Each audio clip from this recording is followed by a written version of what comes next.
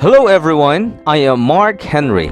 Let me share to you about figures of speech. What is figure of speech?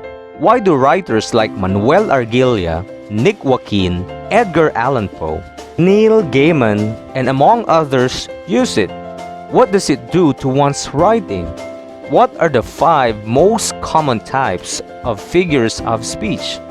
Figure of speech is a word or phrase using figurative language. It is a language that has another meaning than its normal definition. Meaning, if someone says something figuratively to you, don't take it literally or use a dictionary to understand it.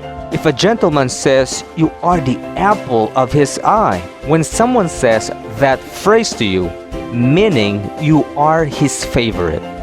You are an object of his love. You matter to that person.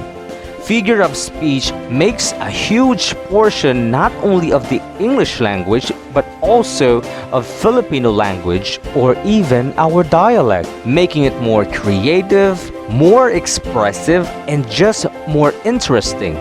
If you still remember your mom yelling at you, "Agriing kan! Kasla ka lang mantika nga maturog!"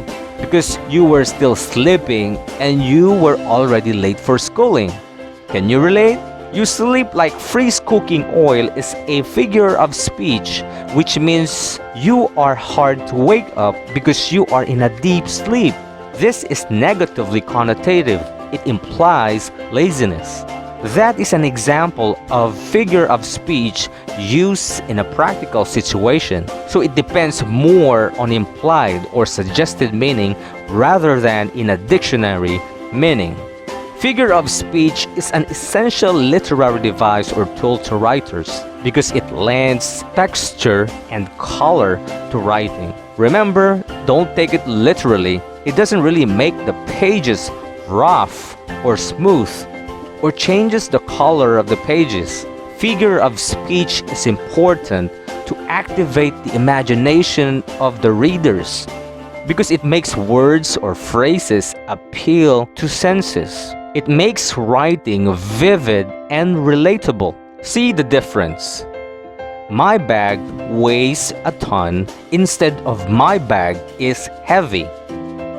Your word is a lamp to my feet instead of that is a word of wisdom.